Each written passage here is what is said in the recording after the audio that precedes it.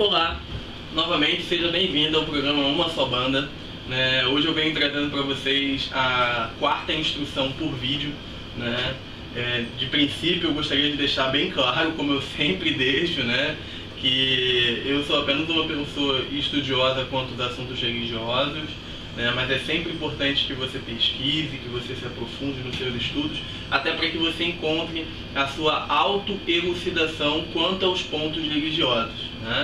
A verdade que eu tento transmitir nesse momento é uma verdade que eu adquiri por conta dos contentos de estudo que eu realizei.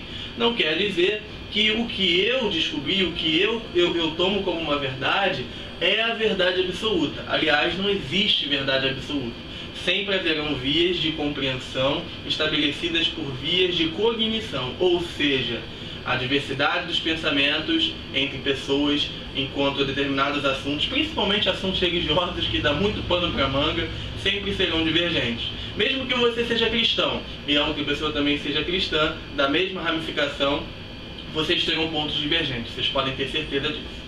Bem, hoje eu vim falar sobre as religiões abraâmicas, E as religiões abraâmicas têm um poder muito forte dentro da cultura religiosa mundial, porque dentro das três religiões de linhagem, digamos assim, abraâmica, você tem duas religiões de peso populacional. Como assim, Douglas? Ora, você tem o cristianismo, que é considerada a maior via religiosa do mundo, e você tem o islamismo, que é a segunda.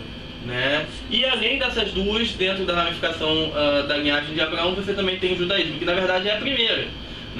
Então eu vou tentar estabelecer isso de uma forma bem breve, e eu estou explicando sobre essas vias de religião porque eu acho importante expressar para você que busca estes contentos de compreensão, que busca estes sentidos, estas vias de passagem. Bem, eu acredito que poucas pessoas já tomaram coragem para ler o Velho Testamento, mas eu recomendo, eu já li todo o Velho Testamento, e apesar de ter sido um livro muito extensivo, foi um livro que me acarretou bastante conhecimento, assim como também o Novo Testamento, que é o Evangelho de Cristo. Independente da religião que você pratique, é muito importante você buscar conhecer outras religiões, outras vias de religião. Isso lhe dá, de certa forma, até poder, poder de compreensão, e isso é muito importante. Eu vou explicar então brevemente, Vou ver se minha câmera dessa vez consegue captar tudo que eu vou mandar, porque às vezes fica meio picotada, porque às vezes acaba a bateria, acaba a pilha, enfim, eu estou fazendo de uma forma bem amadora, mas eu tenho esperança que vocês estejam gostando. Vamos falar primeiro sobre o judaísmo, de onde que surge o judaísmo, Você tem a questão de Abraão, que é a grande figura das religiões abraâmicas, por isso que leva o nome dele, que foi uma questão de uma profetização, acho que pode ser dita dessa forma, na figuração que ele estabelece de um único Deus. Segundo ele teve contatos com esse Deus, e esse Deus, ele proclama e diz que existe apenas um Deus, que seria ele, o Deus de tudo, o Deus de Israel. Mais pra frente, claro. E dentro desta linhagem existem alguns filhos, na verdade dois filhos de Abraão, alguns filhos de Abraão e dois netos específicos. Eu vou falar sobre Jacó, porque na verdade é da onde descende a questão da linhagem judaica. Então dali começa a linhagem judaica, da questão de Jacó, porque segundo os judeus a linhagem judaica surge a partir da figuração do neto de Abraão, Jacó. E a partir daí você tem, por exemplo, mais para frente a questão de José, a questão de José do Egito, que é uma história muito conhecida, muito aproveitável também, porque para mim ele era um médium muito potencial. As revelações que ele estabelecia de Deus, para mim foram vias mediúnicas, muito importantes, com muita elucidação, onde ele é vendido pelos irmãos dele, pelos irmãos que eram invejosos quanto a ele, para o Egito como escravo, e mesmo como escravo ele consegue vencer, e ele começa a fazer profetizações que agradam o faraó, e profetizações que aconteciam. Então de eras, por exemplo, a grande história da era das vacas magras, da era das vacas gordas, que o reino passaria por uma época de vacas gordas, ele deveria manter, começar a guardar aquela carne, guardar as sementes que fossem aqueridas, porque viria um período de vacas magras, e realmente aconteceu. Então ele ganhou muito prestígio dentro do Egito, e a sua família, aqueles irmãos que os venderam, passavam fome, e ele por final ainda consegue, com toda a sua caridade, com todo o seu senso de humanidade, trazer seus irmãos para o Egito, Então isso foi muito importante. Isso foi de um valor histórico, simbólico, espiritual muito importante. Então ali começa a se estabelecer as famílias, né, dessa linhagem de Abraão dentro do Egito, e eles começam a crescer, os hebreus, né, os famosos hebreus começam a crescer dentro do Egito, né? E mais para frente isso não é acordado, né? Mais para frente, depois da morte de José, já depois de muito tempo, né? Um faraó não gosta porque o número deles está sendo muito grande, né? E eles já estavam sendo até escravizados, né? De certa forma, pode-se dizer assim, já estavam sim sendo escravizados. E ele não gostava, porque estavam crescendo muito, estavam tomando medo para o Egito, né? Porque eles já eram tamanha força populacional que poderia, quem sabe, ameaçar o antigo Egito naquela época.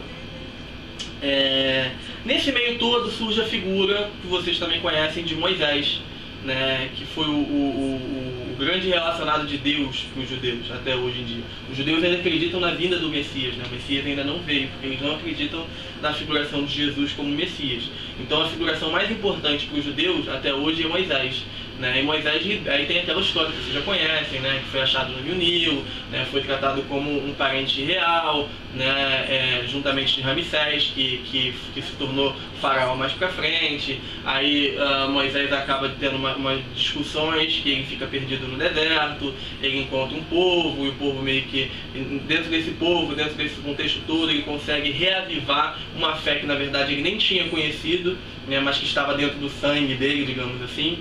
E ele consegue ter um contato muito forte com Deus, né? E com Deus de Israel, né? A figuração do Deus de Israel. E ele liberta o povo dele. Tem aquela história das pragas do Egito, né? Que o Rio Nilo se abriu e o povo pôde passar. E eles foram, então, começaram a percorrer aquele povo todo, a terra prometida por anos e mais anos, né? E muitos morreram, inclusive o próprio Moisés. E a partir dali começa a se estabelecer, depois que eles chegam a Canaã, a famosa Canaã, a terra sagrada, né, onde hoje está mais ou menos localizada onde está Israel, né, eles começam a se agrupar em tribos, né, em tribos. E aí você tinha tribos contrárias também. Você tinha, por exemplo, os fariseus, enfim, que eram contrários, que eles eram politeístas, né, e ali estavam estipulando povoados de uma fé monoteísta, que era novidade para aquela região naquele momento, né? E a partir daí os judeus começaram a crescer muito, começaram a ganhar muita força. Aí vem a história de Saul, que conseguiu, digamos assim, unir bastante tribo, porque as tribos em si também brigavam, né? E começaram a ter briga com os fariseus, a ter poder, a estabelecer uma certa força, né? Vieram outros antes de Saul, mas um que ficou muito marcante. E aí vem a história de Davi, que é o abençoado por Deus, né, que se torna rei de Israel, que unifica todas as tribos de Israel, né, e ele se torna um grande pilar também na figuração do Antigo Testamento para os judeus, né, que na verdade não o chamam de Antigo Testamento. Isso é uma via cristã de compreensão. Na verdade, para eles é o Torá. Na verdade, é o livro do conhecimento espiritual que eles mantêm, né? A fé deles está baseada naquilo aí. E aí vem Salomão, né? E por aí vai vindo as histórias até cair, por exemplo, na história de Cristo, né? Os judeus reconhecem a presença de Cristo, mas não necessariamente que ele tenha sido filho de Deus, né? Que ele tenha sido Messias. E aí entra a questão do cristianismo. Só para vocês terem uma ideia, né? Eu estou falando assim, mas é quase 4.000 anos de diferença, né? Acredita-se que seja mais ou menos isso. A diferença histórica do judaísmo para o cristianismo é de quase 4.000 anos, é muita coisa. Eu vou dar um pausa no vídeo para continuar e aí eu vou falar sobre a questão do cristianismo para vocês entenderem um pouco melhor. Novamente, né, vamos dar continuidade então. Agora eu vou falar sobre o cristianismo, né, e o cristianismo é uma religião de muito peso, né, não só porque ela é a religião mais abrangente no mundo, né, com maior quantitativo de pessoas, né, mas ela também congrega outras ramificações que não são intituladas religiões cristãs, segundo essa via de religiões cristãs, mas que culminam num pensamento cristão. Só para vocês entenderem, o cristianismo ele se baseia em 3 vertentes, né? Você tem os católicos convencionais, né? Os católicos apostólicos romanos, você tem os católicos ortodoxos e você tem os protestantes. Então o cristianismo ele consagra esse tripé, tá? Mas aí você tem, por exemplo, os kardecistas. Os kardecistas, eles são espiritualistas, têm a visão espírita deles, mas tomam como base a figura de Cristo, né? Eles não entendem Cristo como um Deus, mas entendem Cristo como um ser de muita luz, né? Um ser de importância ímpar, entende? Ok. Então você tem essa relação. Na própria Umbanda você tem muito a figura de Cristo presente, né?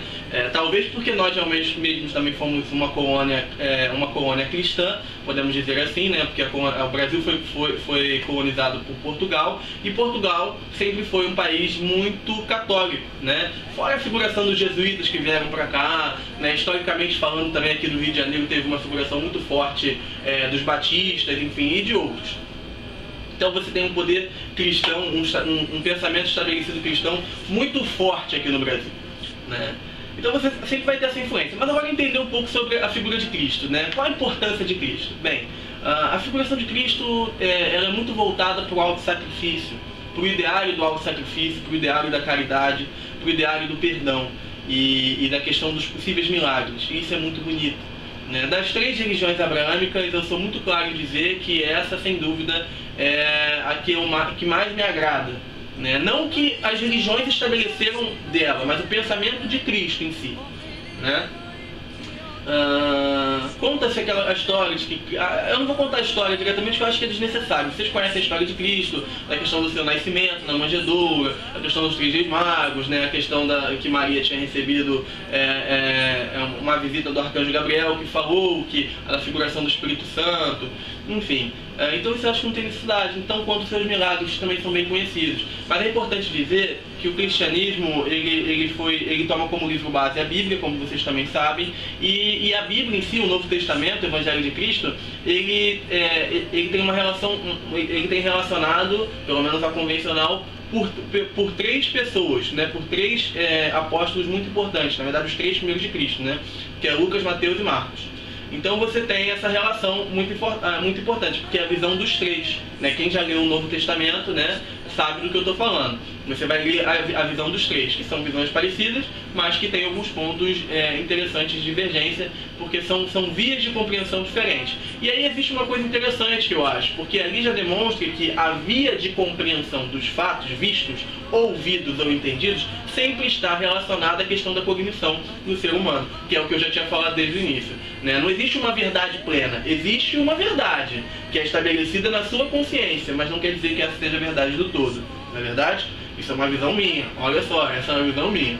Mas o cristianismo, ele tem essa passagem, tem a questão, por exemplo, da morte de Cristo, né, que Cristo foi crucificado, a figuração de Cristo ser crucificado. Eu acho que as passagens do Novo Testamento realmente são as coisas mais importantes, né? Por exemplo, o auto-sacrifício, Cristo está se sacrificando, sabendo da consciência dele, segundo a via desta compreensão, que ele era filho de Deus, que ele poderia a qualquer momento sair daquele estado, que ele foi tentado, por exemplo, por um demônio no deserto, e que ele não cedeu àquelas tentações, ele foi mais forte, ele foi mais firme à sua causa, ao seu propósito. A questão dele, por exemplo, salvar Maria Madalena quando ela ia ser apedrejada, aquilo ali é uma via de tolerância, um sentimento de tolerância muito bacana. A questão, por exemplo, dele ir até um espaço religioso dos judeus e confrontar os mercados que estavam sendo feitos, né, as mercadorias que estavam sendo vendidas, ou seja, a fé estava na verdade em outro lugar, né, não diretamente relacionada, ali estava muito mais relacionada aos ganhos financeiros,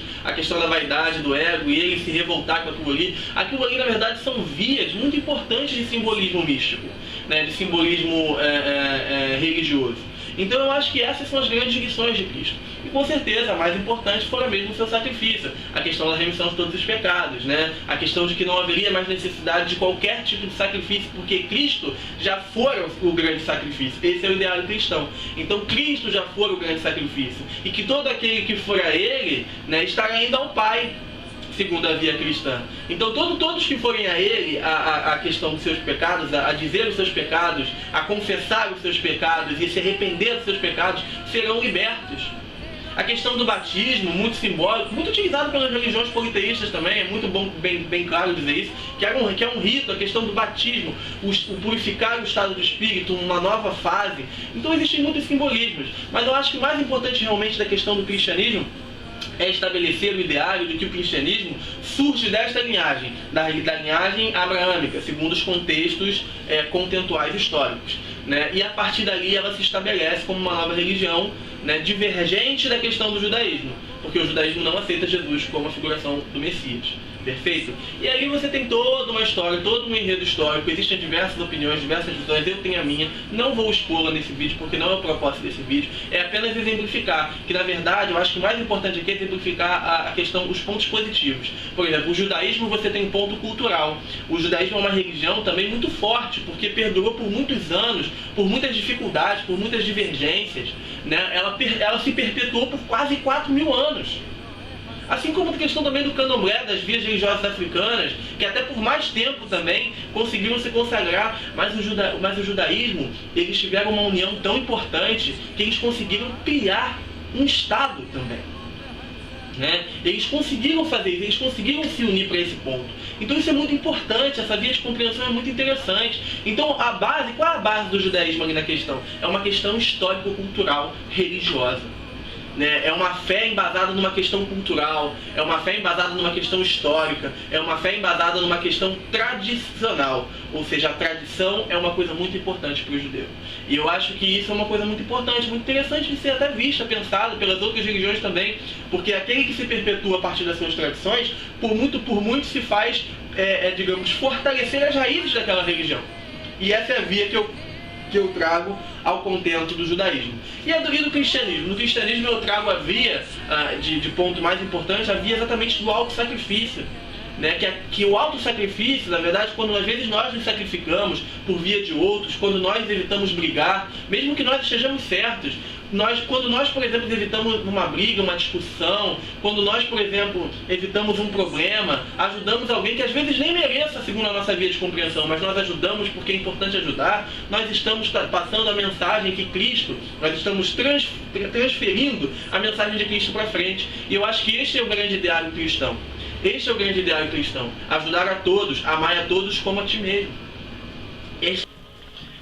Bem, então esta é uma verdade, né? O cristianismo se baseia disso, do amor incondicional, do auto-sacrifício, da tolerância, não é verdade?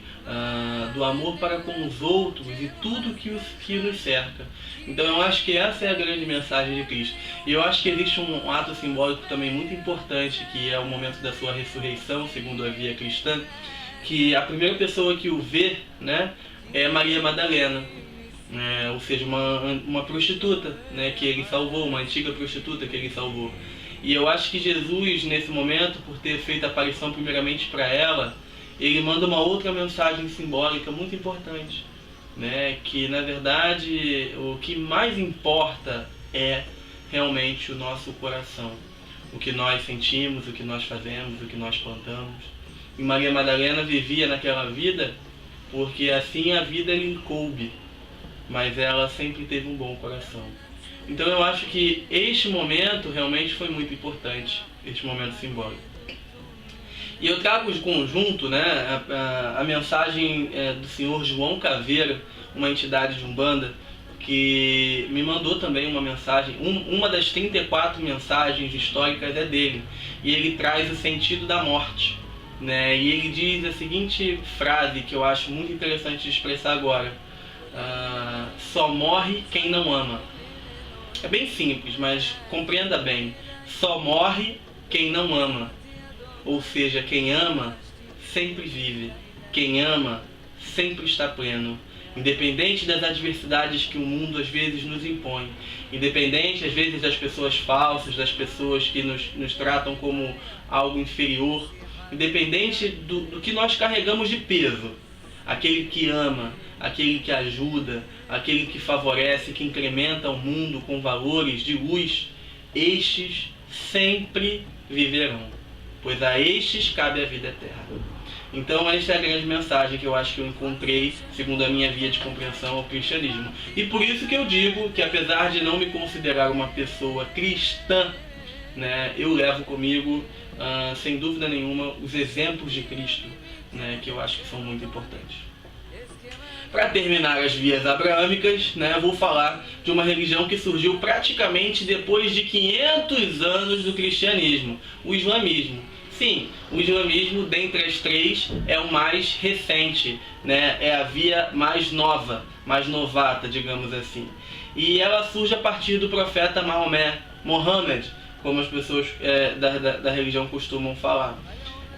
Tem características muito próprias, muito singulares da religião. Mas existe um aspecto que eu acho muito importante para a reflexão, né? Ele também, segundo ele, né, ele recebeu com 40 anos de idade mais ou menos, né? Ele era filho de mercadores, né, filho de comerciantes, e ele recebe aos 40 anos de idade mais ou menos uma visita também, mensagens e visitas a partir do arcanjo Gabriel, que para ele também chamava de anjo Gabriel, e o anjo da comunicação, o arcanjo da comunicação espiritual.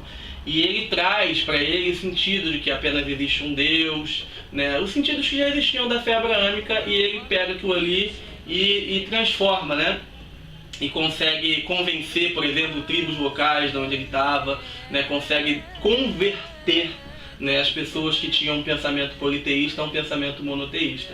O que diverge muito na questão é que os islâmicos se condecoram como verdadeira raiz, assim como os judeus, do Deus pleno, do único Deus. Né? Então, como isso? Por que eu estou explicando isso? Porque isso é um dos grandes motivos das brigas constantes que existem entre essas duas religiões. Né? Os judeus vêm de Jacó, né, vem dessa figuração de Jacó, um dos netos de Abraão, né, os islâmicos acreditam que Maomé descendia, na verdade, do primeiro filho de Abraão, aí o primeiro neto deste primeiro filho, do primogênito, ou seja, que por uma questão etária seria mais válido, mais coerente o Estado religioso islâmico do que o Estado judaico. E isso é o que gera, por exemplo, diversas brigas, né, até hoje em dia, porque um proclama ser verdadeiramente o povo de Deus, o povo eleito, e o outro também. Então por isso que eles vivem tendo esses conflitos. Né? O que eu acho de válido na questão do ponto na religião islâmica? Né? As pessoas realmente têm a infeliz ideia de tratar a religião islâmica sempre no sentido pejorativo, na questão dos terroristas, nas questões negativas. E eu não levo para esse lado. Eu levo sempre para o lado da questão dos pontos positivos, né, que eu vejo. Porque isso aí às vezes é uma minoria que faz um estrago gigantesco, né, infelizmente. Né? Acaba com a imagem de uma instituição, acaba com a imagem de uma via. E na verdade a religião islâmica é uma religião até muito tolerante, segundo a base. Ela busca a tolerância, né? Ela busca o contato com Deus, né? Então assim, na verdade Islã significa submissão a Deus, né? As pessoas às vezes não sabem isso. Islã significa submissão a Deus. Por isso que eles têm, por diversas horas do dia, eles fazem uma oração, né? Então eles têm um contato com o divino muito periódico durante o seu dia, né? Eles têm uma organização, eles têm uma disciplina, e por parte, apesar de gerar uma certa cognição que por ponto pode privar a pessoa de todo o seu potencial espiritual, eu acho que tem uma certa valia, né, aos que gostam, aos que se sentem bem nessa via religiosa, né, que é o fato de estar sempre conectado. Então assim, a questão da reverência mesmo, a questão de estar realmente sempre em respeito, por respeito a algo que é divino, a um misterioso divino do todo que é Deus.